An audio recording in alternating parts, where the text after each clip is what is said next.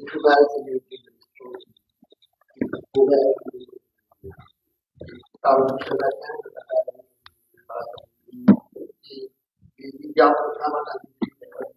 Comme tout à fait jeune, tu es dans ta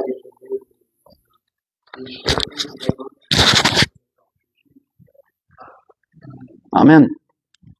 Donc, pour ce que l'Esprit veut nous donner ce matin, je vais vous inviter à tourner dans les Lamentations, chapitre 3. On va lire à partir du verset 21 au verset 33.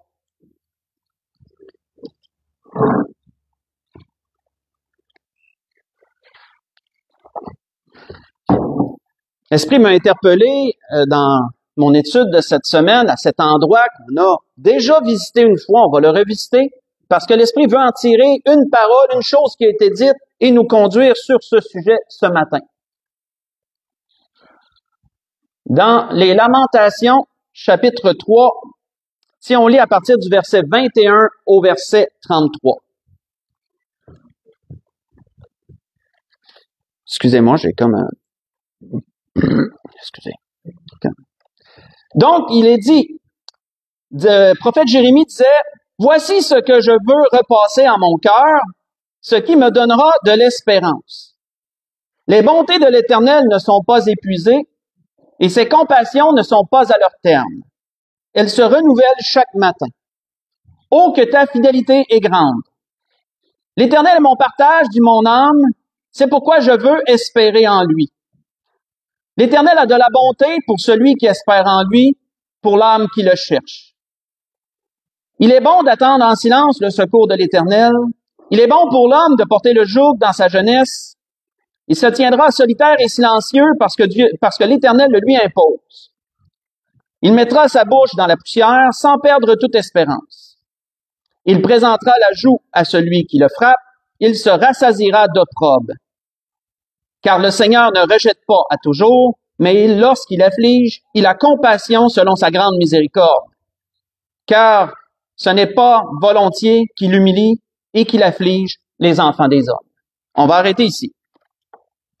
Donc, premièrement, comme à l'habituel, on a besoin de comprendre le contexte pour ensuite être plus éclairé pour le sujet plus en question. Le contexte ici, quand vous lisez le livre de Jérémie, ben vous le savez, Jérémie est un prophète qui a été suscité par Dieu pour parler au peuple d'Israël. Pourquoi? Parce que Dieu voyait que son peuple s'égarait. Son peuple s'égarait dans l'idolâtrie et dans toutes sortes d'autres choses, dans les moralités, aussi les vices, l'immoralité, etc. Son peuple se dégradait dans tous les sens du terme, somme toute, mais ça l'avait commencé par l'idolâtrie. Et Jérémie fut mandaté pour avertir son peuple de se détourner de ses mauvaises voies et de revenir près de Dieu. Selon les exégètes et les historiens, les théologiens, on calcule le livre de Jérémie sur une période d'environ 40 ans. Environ. Donc, on voit que le ministère de Jérémie n'a pas duré qu'un an ou deux, ça a été quasiment toute une vie. Quasiment la majeure partie de sa vie a été de parler au peuple de Dieu en ce sens. Mais après le livre de Jérémie vient le livre des Lamentations de Jérémie. Et le livre des Lamentations, ben c'est l'après-jugement de Dieu. C'est lorsque Dieu a finalement mis à exécution le jugement qu'il avait annoncé par son prophète Jérémie, qu'il amènerait un roi d'une nation étrangère qui viendrait conquérir le territoire d'Israël, qui viendrait conquérir la ville, qui la prendrait, qui la détruirait et qui amènerait son peuple, une majorité, une partie de son peuple en déportation dans un pays étranger. Ça, vous retrouvez tout cela dans le livre de Jérémie. Et le livre des Lamentations, ben, c'est le prophète Jérémie qui a été laissé parmi le peuple qui est resté dans le territoire parce que le roi Nabuchodonosor avait laissé un reste des Juifs sur le territoire, ne les avait pas absolument tout enlevés. Mais Jérémie était parmi le reste qui était là, et Jérémie était celui qui contemplait maintenant les ruines de Jérusalem, qui contemplait la dévastation qui avait été amenée par le roi Nabuchodonosor. Mais Jérémie, frères et sœurs, ne faisait pas que contempler les ruines d'une ville et d'un peuple. Jérémie savait que cette ruine était imposée par Dieu. Il savait que cette ruine était imposée par Dieu. Il savait pourquoi qu'elle était venue. Parce que le peuple n'avait pas écouté. Et ça lui déchirait le cœur, comme on le voit. Ça déchirait le cœur de Jérémie de contempler ces choses. Mais on voit que malgré tout, Dieu lui avait quand même donné des paroles pour Israël pour lui dire qu'après, il y aurait quelque chose. Que oui, Dieu permettait cela, mais qu'après, il y aurait un renouveau. Le peuple pourrait revenir dans ces terres et se reconstruire, si je peux l'exprimer comme ça. Jérémie avait aussi apporté ses paroles au peuple d'Israël. Et on voit que devant la dévastation, c'est sur ces paroles que Jérémie s'accrochait. Il s'accrochait aux promesses de Dieu concernant l'après-dévastation, si je peux l'exprimer comme ça. Et c'est pourquoi, frères et sœurs, dans ce qu'on a lu, le mot qu'on retrouve le plus souvent, celui qui revient périodiquement, c'est le mot espoir, espérer, espérance. C'est le mot qui revient le plus souvent, si vous avez pris en note. Et ce sur quoi l'Esprit m'a interpellé, et surtout lorsque Jérémie dit que la personne va parfois devoir mettre sa bouche dans la poussière sans perdre toute espérance. Sans perdre toute espérance. Qu'est-ce que Jérémie veut dire par là? Ben, dans un premier temps, quand on parle de mettre sa bouche dans la poussière, ça veut dire quoi? C'est une image, c'est pas une expression, c'est une image. Parce qu'à l'époque, lorsque des gens étaient profondément humiliés, lorsqu'ils voulaient s'humilier devant Dieu profondément, ils se mettaient à genoux et ils se mettaient le visage contre terre. Et à ce moment-là, qu'est-ce qu'ils faisaient? Ils se mettaient la bouche dans la poussière.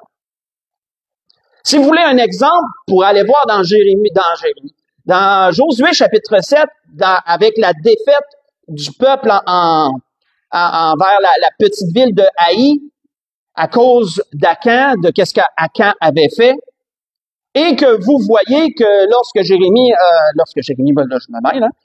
Josué a contemplé la défaite du peuple devant une si petite ville où ils auraient dû gagner, mais qu'est-ce que la Bible nous dit? La Bible nous dit que que Josué et tous les anciens étaient face contre terre, étaient à genoux face contre terre du matin au soir, jusqu'au soir. Toute la journée, ils ont fait ça. C'est pour vous montrer que qu'est-ce qu'ils avaient fait? Ils avaient mis leur bouche dans la poussière, comme Jérémie l'image ici. Mais Jérémie disait, sans perdre toute espérance. Et ça, frères et sœurs, c'est le point important que l'Esprit veut nous dire ce matin. Combien qu'il est important de ne pas perdre espoir lorsque nous vivons des choses difficiles. C'est quoi, premièrement, frères et sœurs, l'espoir ou l'espérance? Qu'est-ce que c'est? Selon le dictionnaire, c'est un sentiment de confiance qui nous porte à considérer ce que l'on désire comme réalisable ou comme possible. Je vous donne un exemple. Vous avez un enfant qui est malade. Et vous dites, ben c'est sûr qu'il va guérir. Moi, je crois qu'il va guérir. Je crois qu'il y a toutes les possibilités qu'il guérisse. Ben à ce moment-là, vous avez de l'espérance. Parce que vous entrevoyez une fin et vous croyez que cette finalité-là, elle est possible à vos yeux, elle est réalisable. Et donc, ce phénomène-là, ce sentiment-là de confiance que ça va vous attribuer, mais c'est de l'espérance. C'est de l'espérance. Et l'espérance, frères et sœurs, elle est tellement importante qu'on voit que l'apôtre Paul avait dit aux Corinthiens ceci, lorsqu'il a parlé dans le 1er Corinthiens 13, vous n'avez pas besoin de se tourner, mais quand il a parlé de l'amour, l'apôtre Paul avait dit aux Corinthiens que 3 choses demeurent, si vous vous souvenez. 3 choses demeurent. Autrement dit, il y a 3 choses que l'enfant de Dieu doit avoir impérativement dans sa vie. La foi, l'espérance et la charité. L'apôtre Paul disait que la plus grande de ces 3 choses est la charité. Mais il n'en demeure pas moins que l'espérance et la foi sont parmi les 3 choses qui doivent demeurer. Il aurait pu nommer un tas de choses, mais il n'a nommé que ces 3-là, l'apôtre Paul. L'espérance en faisant partie. Pourquoi, frères et sœurs? Parce que quand on se permet d'espérer, nous nous ouvrons aux possibilités qui peuvent suivre. Mais si nous désespérons, qui est le contraire d'espérer, si nous désespérons, si nous tombons dans le désespoir, nous nous fermons à toute possibilité de ce qui pourrait survenir de positif. Quand on regarde selon la parole, on voit que la foi et l'espoir sont intimement liés ensemble. Vous le voyez dans la description même de la foi, Hébreux chapitre 11, verset 1. Que la foi est une ferme assurance des choses qu'on espère, une démonstration de celles qu'on ne voit pas. La foi, c'est espérer, c'est le début, et la foi vient s'appuyer par-dessus l'espérance. Pourquoi? Parce que lorsque tu espères, tu t'ouvres à la possibilité qu'il y ait un point positif, qu'il y ait une conclusion, qu'il y ait quelque chose de bon. Mais quand tu as la foi, tu es assuré que cette conclusion va se produire. Et tu agis en fonction comme si elle était déjà réalisée. Voyons-nous. La foi et l'espérance sont complémentaires, mais l'espérance est le début de la foi. Celui qui n'a pas d'espérance ne peut pas avoir la foi. Ne peut pas. Parce que la foi s'appuie sur l'espérance que tu as. Mes frères et sœurs, combien il peut être difficile d'espérer lorsque tout va mal et lorsque tout est noir, lorsque tout est difficile. Tournons dans Job. Job a quelque chose à nous dire là-dessus. Un bon exemple, dans Job chapitre 6. Voyons ce que Job nous dit sur cela.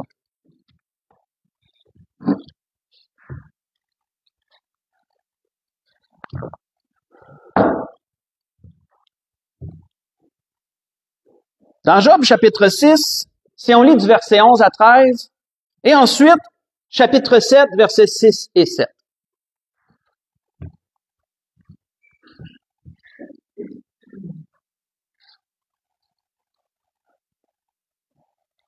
Job chapitre 6, versets 11 à 13.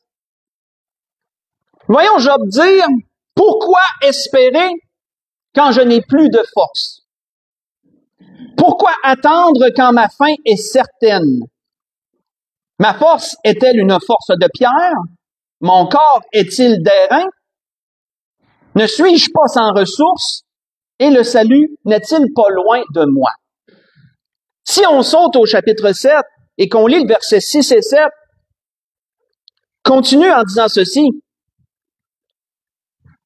Il dit, parle à Dieu, il dit, « Souviens-toi que ma vie n'est qu'un souffle. Mes yeux ne verront pas le bonheur. L'œil qui me regarde, excusez-moi, j'ai pas lu à bon endroit, j'ai comme sauté un verset. Verset 6, excusez-moi, Job, chapitre 7, versets 6 et 7. Mes jours sont plus rapides que la navette du tisserand. Ils s'évanouissent, plus d'espérance. Souviens-toi que ma vie est un souffle. Mes yeux ne reverront pas le bonheur. » Comme nous le savons, frères et sœurs, Job était dans une épreuve extrêmement difficile. Et de ce que nous voyons, humainement parlant, je ne parle pas de spirituellement parlant, mais humainement parlant, Job se voyait mourir. À ses yeux, c'était la fin. À ses yeux, sa maladie allait l'amener à la mort. C'est pourquoi il dit, pourquoi qu'est-ce que ça me donne d'espérer? C'est sûr que ma vie va se terminer. C'est pourquoi qu'il dit dans le chapitre 7, je n'ai plus d'espérance. Parce que j'ai plus de force. J'ai plus de force. Et c'est sûr que je m'en vais là. Mais, c'est pour ça que je vous ai dit humainement parlant, parce qu'on sait que spirituellement parlant, Job avait l'espérance. Job savait qu'il rencontrerait son Dieu. Donc, c'est pour ça que je vous attire votre attention du point de vue matériel et humain, charnel, physique. Physiquement, Job ne voyait plus de raison d'espérer. Pourquoi? Parce que sa situation était tellement critique, elle était tellement sombre, qu'il ne voyait pas la fin et il croyait que la mort était la seule issue pour lui dans toutes ces choses-là. C'est pourquoi Job, faites juste écouter, disait plus loin dans ce qui est écrit dans le livre, il disait plus loin, « Mon espérance, où est-elle donc? Mon espérance, qui peut l'avoir? » Et encore à un autre endroit, il disait, en parlant de Dieu, « Il m'a brisé de toutes parts et je m'en vais. Il a arraché mon espérance comme un arbre. Il s'est enflammé de colère contre moi. Il m'a traité comme l'un de ses ennemis. » Voyez ça, j'ai lu dans Job, chapitre 17, le verset 15, et j'ai lu Job, chapitre 19, versets 10 et 11. Donc, voyons-nous, ce que je viens de vous lire est complémentaire à ce qu'on a lu, dans le sens qu'aux yeux de Job, tout était tellement sombre qu'il n'avait plus raison d'espérer en rien, physiquement parlant. Job savait, il pensait que c'était la fin et qu'il n'y avait pas de raison d'espérer. On était rendu là. Il était rendu là parce qu'il n'y avait plus de force. Et malheureusement, frères et sœurs, quand tout semble noir autour de nous, c'est aussi notre réaction. Parce que cette réaction-là, elle est humaine. Elle est charnelle. Nous voyons que Job a miraculeusement guéri après que Dieu lui ait fait comprendre ce qu'il avait besoin de comprendre. À la fin du livre, on voit que Dieu l'a relevé. Il a guéri et miracle par-dessus miracle, il a récupéré au double de tout ce qu'il avait perdu au départ. On voit que c'est vraiment miracle qui vient de Dieu. Mais au moment où il parle, cette fin-là, il ne pouvait même pas l'entrevoir. C'est pour ça qu'il a dit qu'il n'y avait pas d'espérance. Il ne pouvait même pas l'entrevoir. Mes frères et sœurs, lorsqu'on vit des choses difficiles, il est normal, si nous nous appuyons sur nos propres forces et nos propres moyens, d'avoir beaucoup de misère à avoir de l'espoir. C'est normal. Détrompez-vous, si c'est votre cas, vous n'êtes pas un sous-homme ou une sous-personne, c'est la chair. La chair, elle est comme ça. C'est une réaction qui est charnelle. Mais qu'est-ce que la Bible nous dit? Parce que lorsque nous sommes enfants de Dieu, contrairement au monde, on ne s'arrête pas à nous-mêmes.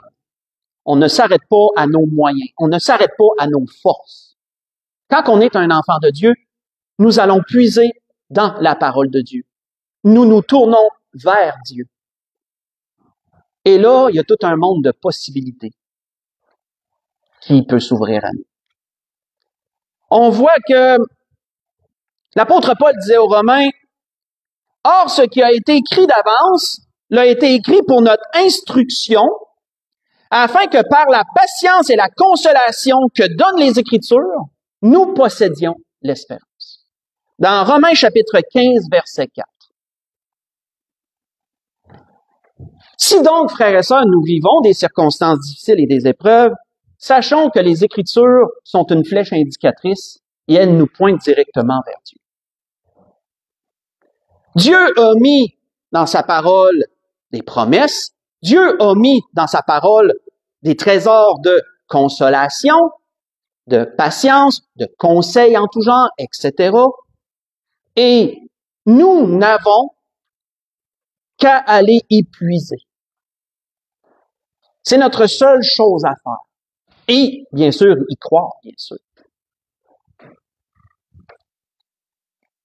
Un homme a fait cela un jour dans ses difficultés. Cet homme est David. Et voyons ce qu'il a dit. Allons dans le psaume 40. Qu'est-ce que David a dit? Dans le psaume chapitre 40.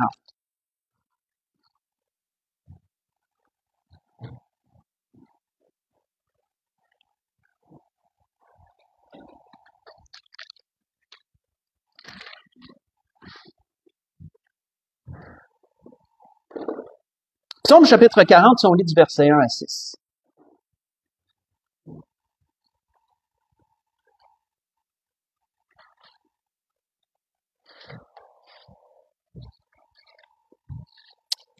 On voit qu'il est dit, « J'avais mis en l'Éternel mon espérance, disait David. »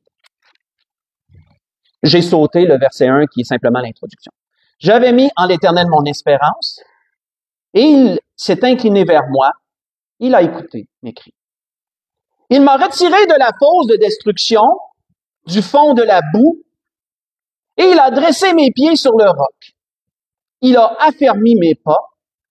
Il a mis dans ma bouche un cantique nouveau, une louange à notre Dieu. Beaucoup l'ont vu et ont eu de la crainte, et ils se sont confiés en l'Éternel. Heureux l'homme qui place en l'Éternel sa confiance, et qui ne se tourne pas vers les hautains et les menteurs. Tu as multiplié, Éternel mon Dieu, tes merveilles et tes desseins en notre faveur. Nul n'est comparable à toi. Je voudrais les publier, les proclamer, mais leur nombre est trop grand pour que je les raconte. On va arrêter ici. Nous ne savons pas avec certitude de quelle épreuve David nous parle ici. Il n'y a pas de mots assez précis pour nous référer vers quelle épreuve dont il nous parle. Sauf que nous pouvons voir par les termes qu'il emploie lorsqu'il dit que Dieu l'a retiré de la fosse de destruction. Ça, c'est une image de l'enfer. Lorsque la Bible nous parle dans l'Ancien Testament de la fosse, c'est l'enfer, c'est le lieu de condamnation. C'est sûr que c'est une image. David n'est pas en train de dire qu'il était condamné, qu'il s'en allait en enfer. Comprenons l'image. Il dit, Dieu m'a retiré de la fosse de destruction. Et il dit également du fond de la boue. Ça, frères et sœurs, ce sont quand même des images assez fortes qui peuvent nous démontrer le danger auquel il faisait face. Le danger et la possibilité du désespoir qu'il aurait pu vivre, auquel il faisait face. Et dans sa détresse, qu'est-ce qu'il a fait, David? Il nous dit qu'il a choisi de mettre en l'Éternel son espérance. Et d'espérer que le secours de Dieu serait là. Frères et sœurs, ça veut dire quoi? Ça ne veut pas dire nécessairement que David entrevoyait un résultat précis et qu'il disait, je crois que c'est ça qui va arriver, j'espère que c'est ça qui va arriver, j'espère que Dieu va permettre que ça l'arrive. Mais ça veut dire mettre en l'Éternel son espérance, ça veut dire qu'il regardait vers Dieu et qu'il disait, Dieu, toi tu as la solution, toi tu as l'issue, moi je la connais pas, mais toi tu l'as. Et donc tout ce que je vis, je le remets entre tes mains et je crois que tu vas me délivrer. Mais je sais pas comment. Mais mon espérance, c'est que tu vas t'occuper de ça, puis que, en bout de ligne, ça va être correct. Peu importe comment ça finit. Voyons-nous, frères et sœurs, que c'est une différence que d'espérer en quelque chose et de mettre en Dieu son espérance. Parce que d'espérer quelque chose, c'est nous qui entrevoyons l'issue selon notre raisonnement. Mais lorsqu'on espère en Dieu, on ne connaît pas l'issue. Mais on croit que Dieu va amener une issue quelconque. Et ça, frères et sœurs, c'est ce que les Écritures nous portent à faire. Elles nous portent à croire que Dieu a tous les moyens et toute la puissance et toutes les possibilités pour résoudre nos problèmes et que la promesse qu'on a, que Dieu nous laisse en toutes choses, en plus de tous les autres, c'est « mets en moi ton espérance et je vais m'occuper du reste ». On voit que David vivait des choses difficiles. On peut le voir d'ailleurs par le chapitre précédent, le verset 8, qui dit Maintenant, Seigneur, que puis-je espérer? Avait dit David dans le chapitre précédent, là, Psaume 39. Maintenant, Éternel, que puis-je espérer? En toi est mon espérance. Nous voyons que David avait une espérance précise, il avait un but précis, et ce n'était pas qu'il savait l'issue ou qu'il prétendait la savoir, mais c'est que Dieu allait se charger des choses. Et ça, qu'est-ce que ça le produit, ça, en David? Le fait de faire ça, le fait de s'appuyer sur Dieu et de mettre son espérance en Dieu, qu'est-ce que ça le produit? Ben, on le voit ailleurs, faites juste écouter. Ça nous dit ceci. Souviens-toi de moi, disait David ailleurs, souviens-toi de ta promesse, excusez-moi, à ton serviteur, puisque tu m'as donné l'espérance, c'est ma consolation dans ma misère, car ta promesse me rend la vie. Voyez ça dans le psaume 139, psaume 119, verset 49 et le verset 50. Excusez-moi, je dépasse ce matin. Psaume 119, verset 49 et verset 50. David disait à Dieu que parce que il avait cru en lui, Dieu lui a donné l'espérance.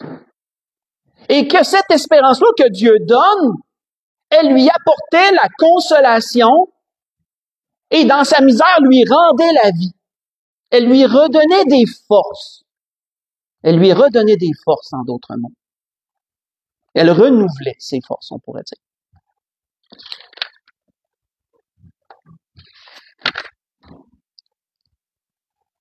Cela est appuyé par ce qu'un jour un des amis de Job lui avait dit. Un ami de Job lui avait dit à Job, parce qu'il voyait son désespoir, il avait dit à Job, l'espérance soutient le malheureux. Juste ça, dans Job 5, verset 16. L'espérance soutient le malheureux. Parce que oui, frères et sœurs, notons que logiquement, selon la chair, si nous espérons, ça va nous apporter une certaine consolation, ça va nous apporter une certaine force pour continuer. Mais que si nous n'avons aucun espoir, ben une personne fait quoi? Une personne s'écrase et malheureusement, une personne peut se suicider, une personne peut faire toutes sortes de choses comme ça. Parce que qu'est-ce qui amène ça? C'est le désespoir. C'est justement de ne pas voir aucune espérance. Ça, frères et sœurs, ce que l'Esprit nous dit ce matin, lorsque je méditais sur ces choses, j'y ai vu un parallèle très intéressant avec la Pâque, avec le temps dans lequel on est présentement. Pourquoi? Parce que lorsque Jésus a mangé sa dernière Pâque avec ses disciples, et qu'ensuite il s'est rendu au jardin de Gethsémani, Jésus a dû les avertir de ce qui allait arriver. Jésus a dû leur dire qu'ils étaient sur le point de vivre des choses très difficiles. Mais Jésus avait dit aussi une autre parole pour contrebalancer cela. Faites juste écouter, Jésus leur avait dit ceci.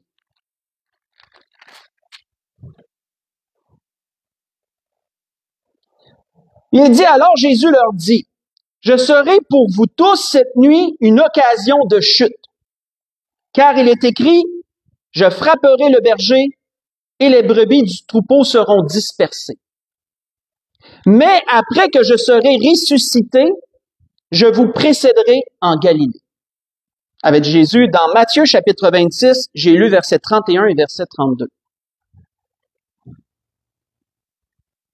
Jésus leur avait dit ailleurs, précédemment, avant d'aller au jardin de Gethsémani, dans ses derniers enseignements, il leur avait dit, vous serez dans la tristesse. Mais il a dit, votre tristesse se changera en joie. Dans Jean 16, verset 20. Qu'est-ce que Jésus leur disait, somme toute? Jésus les avertissait, il va arriver un événement difficile, mais sachez que je vais revenir. Sachez que je vais ressusciter. Jésus les avait avertis plusieurs fois de cela. Il leur avait dit à plusieurs reprises qu'il allait souffrir, mourir et que 3 jours après, il serait ressuscité. Mais là, si Jésus leur rappelait ces choses au seuil de la noirceur, si je peux dire comme ça, c'était pour leur donner l'espérance. Parce que dans les 3 jours de noirceur qu'ils allaient vivre, ils auraient de quoi à se raccrocher. Jésus a dit qu'il allait ressusciter. Et donc, c'est sur cela qu'on peut voir, selon les Écritures, qu'ils se sont raccrochés. Jésus va ressusciter. Ce fut l'objet de leur espérance. Comment je peux affirmer ça? Ben, si vous avez lu Luc chapitre 24 sur le chemin d'Emmaüs, vous souvenez certainement que lorsque il y a un homme qui est venu se joindre aux 2 hommes qui marchaient là et qui leur a demandé qu'est-ce qui se passait, pourquoi qu'ils avaient des mines basses, etc. Ils ont dit, nous espérions que ce serait lui. En parlant de Jésus, nous espérions que ce serait lui qui délivrerait Israël. Nous espérions qu'il ressusciterait, en d'autres mots, puisqu'il nous l'avait dit.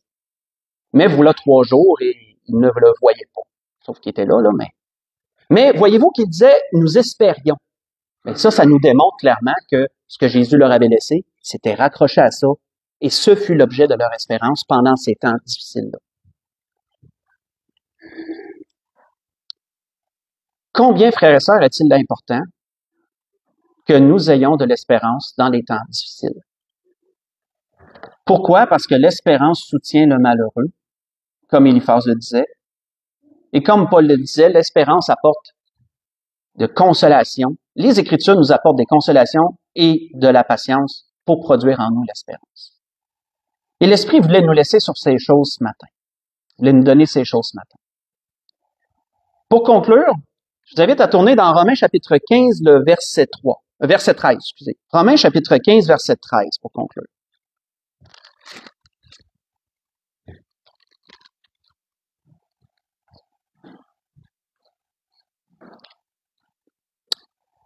Romains chapitre 15, verset 13.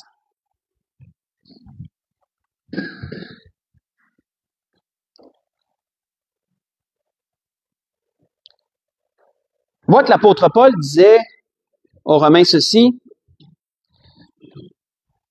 que le Dieu de l'espérance vous remplisse de toute joie, de toute paix dans la foi, pour que vous abondiez en espérance par la puissance du Saint-Esprit. La grâce que je nous souhaite à tous, c'est que nous gardions en mémoire ce que l'Esprit nous a dit ce matin, que nous nous souvenions plutôt, que c'est par la puissance du Saint-Esprit qu'on peut bien sûr posséder cette espérance que les Écritures nous donnent,